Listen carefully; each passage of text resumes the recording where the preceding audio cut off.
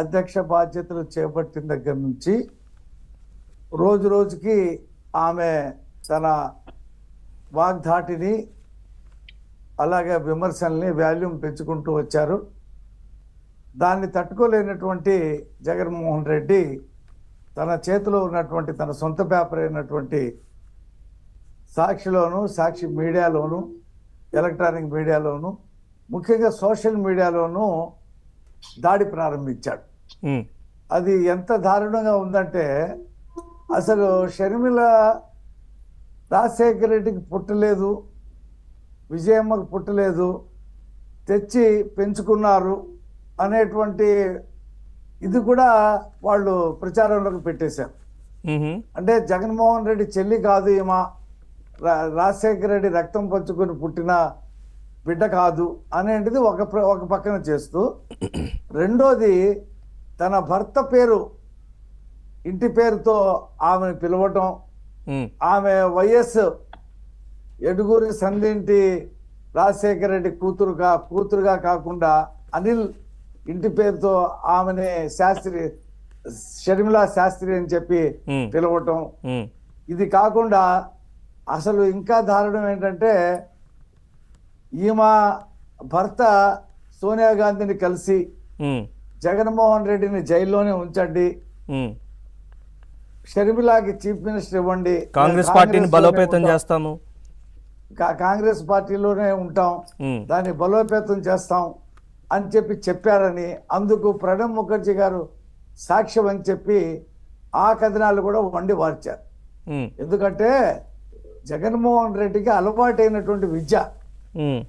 రాజశేఖర రెడ్డి చనిపోయినప్పుడు సోనియా గాంధీ, ముఖేష్ అంబానీ ఇద్దరు కలిసి మా తండ్రిని కుట్ర చేసి చంపారు, హెలికాప్టర్ కూల్చారు అని చెప్పి సాక్షిలో పుంకాను వార్తలు, సాక్షి ఎలక్ట్రానిక్ మీడియాలో, సాక్షి మీడియాలో, టీవీలో విపరీతమైనటువంటి ఇదే వార్తలు చేసి రిలయన్స్ అవుట్లెట్ల మీద దాడులు చేయటం, అలాగే రిలయన్స్ మాల్ మీద దాడి చేయటం మనం ఆ రోజున చూసాం.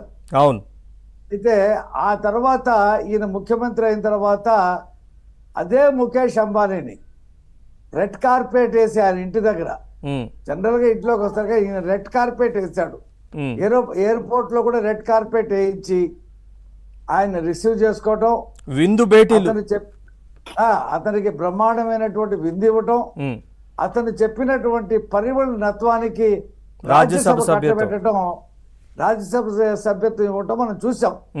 అప్పుడు ఏమన్నాడు, ఎందుకయ్యా నువ్వు ఆ రోజు ముఖేష్ అంబానీని విమర్శించావు, నీ తండ్రి చావు కారణమైనటువంటి వ్యక్తి అన్నావు, మరి అతను చెప్పినటువంటి వ్యక్తికే రాజ్యసభ సీట్ ఇచ్చావు అని చెప్పేసి విమర్శిస్తే, ముఖేష్ అంబానీ ఆంధ్రప్రదేశ్లో పెట్టుబడులు పెట్టి ఈ నిరుద్యోగులకి ఉద్యోగాలు ఇస్తాడనేటువంటి ఉద్దేశంతో నేను ఇన్వైట్ చేశానని చెప్పించాడు వాళ్ళ సలహాదారుతో. ఆ తర్వాత ఏమైంది, ముఖేష్ అంబానీ రేణిగుంట దగ్గర అప్పుడు ఉన్నటువంటి చంద్రబాబు నాయుడు గారి ప్రభుత్వం ఇచ్చినటువంటి భూమిని కూడా రాష్ట్ర ప్రభుత్వానికి వెనక్కి ఇచ్చేసి ఆయన పెట్టాలనుకున్న కంపెనీలన్నింటినీ కూడా ఆంధ్రప్రదేశ్ నుండి తీసుకుని వెళ్ళిపోయాడు. ఇది రాజ్యసభ సీటు తీసుకున్న తర్వాత దాన్ని అడిగితే ఒక్కడు మాట్లాడలా. మళ్ళీ ఇవాళ షర్మిల ఆయనకి కంటిలో కునుకు లేకుండా చేస్తుంది కాబట్టి ఆ షర్మిల వ్యక్తిత్వం మీద, షర్మిల పెళ్లిళ్ళ మీద, షర్మిలకు ఉన్నటువంటి ప్రైవసీ మీద, అన్నిటి మీద కూడా దాడి చేయిస్తా ఉన్నాడు. చెల్లి అనేది కూడా లేదు. రేపొద్దున ఒకవేళ విజయమ్మ కూడా షర్మిలాకి సపోర్ట్ చేసింది అనుకుందాం, చేస్తుందో లేదో మనకు తెలీదు, అనుకుంటే విజయమ్మని కూడా అలాగే ట్రోల్ చేస్తాడు, అందులో సందేహం లేదు. ఎందుకంటే స్వయాన వివేకానంద రెడ్డి ఆయన బాబాయిని చంపినటువంటి వాళ్లతో చేతులు కలిపి వాళ్ళని రక్షిస్తున్నటువంటి జగన్మోహన్ రెడ్డి, అతనికి తన మన ఏం ఉండదు, అతని డబ్బు సంపాదించటం, అతని చేతిలో అధికారం ఉండటమే కావాలి అతను. దీనికోసం అతను ఎవరి కాళ్ళైనా పట్టుకుంటాడు, ఎవరి జుట్టైనా పట్టుకుంటాడు. అతనికి ఏమి తన మన అనేటువంటిది లేదు. ఫ్రాక్షనిస్టులు ఇలాగే ఉంటారని ఆయన ఒక నమూనా కింద చూపిస్తా ఉన్నాడు. ఇవాళ ఆంధ్రప్రదేశ్ అంతా చర్చ జరుగుతా ఉంది జగన్మోహన్ రెడ్డి నైజం గురించి, జగన్మోహన్ రెడ్డి చేస్తున్నటువంటి దోపిడీ గురించి. మేము తెలుగుదేశం పార్టీగా డే 1 నుండి ఇతని దోపిడీని, ఇతని విధ్వంసాన్ని మేము ప్రశ్నిస్తూనే వస్తా ఉన్నాం. అయితే ఇవాళ ఏ వైసీపీ అధికారానికి రావాలని చెప్పి 3200 కిలోమీటర్లు పాదయాత్ర చేసి ఏ పదవి తీసుకోకుండా తిరిగినటువంటి వ్యక్తి ఎవరైతే షర్మిల ఉన్నారో ఆ షర్మిలానే ఇవాళ ఆయన దోపిడీ గురించి ప్రశ్నిస్తా ఉంది. ఈ రాష్ట్రానికి ఆయన చేస్తున్నటువంటి అన్యాయం గురించి ప్రశ్నిస్తా ఉంది. ప్రత్యేక హోదా గురించి ఆయన చేసినటువంటి అప్పుడు ఎంపీలతో రాజీనామాలు చేయించినటువంటి డ్రామా అది కూడా ఆమె ప్రస్తావిస్తా ఉంది. చివరికి ఆమె మీద చేస్తున్నటువంటి ట్రోల్స్ ను చూసి మీరేం పీక్కుంటారో పీక్కోండి, నేనేమి భయపడ్ను అని చెప్పేసి చెప్పింది. ఆమె ఎక్కడ పుట్టిందో చెప్పింది, రాజశేఖర రెడ్డి ఎక్కడ పుట్టాడో చెప్పింది, జగన్మోహన్ రెడ్డి ఏ హాస్పిటల్లో పుట్టాడో చెప్పింది. తను కూడా అదే హాస్పిటల్లో విజయమ్మకి పుట్టాడని చెప్పి ఆమె స్పష్టం చేయవలసినటువంటి పరిస్థితికి వీళ్ళు తెచ్చారు. అంటే ఈ సైకో బ్యాచ్ దేనికైనా సరే తెగబడుతుంది. ఇక 70 రోజులు మనం వీళ్ళని చూడాలి. ఇవాళ షర్మిల చెప్తున్నటువంటి మాటలు బాణాల్లాగా ప్రజల్లోకి వెళ్ళిపోతా ఉన్నాయి.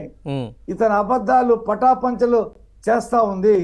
కాబట్టి ప్రజలు ఈ ప్రభుత్వాన్ని దించాలని నిర్ణయానికి వచ్చారు. వచ్చిన తర్వాత షర్మిల చేస్తున్నటువంటి ఈ ఆరోపణలు బలం చేకూరింది. 10 సీట్లు కూడా ఈ వైసీపీకి రావటం అనేది చాలా కష్టం. అతను ఎన్ని ఎక్స్పెరిమెంట్లు చేసినా, ఎంతమందిని మార్చినా, ఎన్ని కొత్త ముఖాలను పెట్టినా ఏమీ జరగదు. అతను 70 రోజుల తర్వాత ఇంటికి వెళ్ళిపోవాల్సిందే. ఒకవేళ బ్రతిమలాడుకొని వాళ్ళ తల్లి విజయమ్మని తెచ్చుకొని మళ్ళీ ఆమె చంకలో బైబిల్ పెట్టుకొని ఆమె ప్రచారం చేసిన విజయమ్మ సభలకు కూడా జనం ఎవరు రారు. ఎందుకంటే తెలంగాణలో కూతురికి సపోర్ట్ గా పనిచేసి అక్కడ గౌరవ అధ్యక్షురాలుగా ఉండి కూతుర్ని అక్కడ పాలేరులో ఎమ్మెల్యేగా గెలిపించమని బహిరంగ ప్రకటనలు చేసింది. నా కూతురికి మద్దతు ఇవ్వమని చేసింది.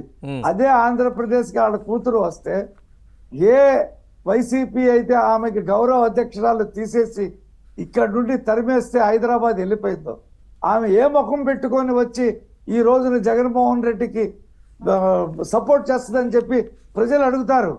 నీ కూతురికి అన్యాయం చేసినప్పుడు నువ్వు కన్నీళ్లు పెట్టుకున్నావే, నువ్వు ఇవాళ వచ్చి ఏ ముఖం పెట్టుకొని నువ్వు జగన్మోహన్ రెడ్డికి సపోర్ట్ చేస్తున్నావు అని చెప్పి అడుగుతారని చెప్పి నేను అనుకుంటున్నాను. బహుశా ఆమె రాకపోవచ్చు, వస్తే మాత్రం ప్రజలు నిలదీస్తారు విజయమ్మని, అందులో ఎటువంటి సందేహం లేదు. రైట్. వినూత గారు ఎలా చూస్తారు?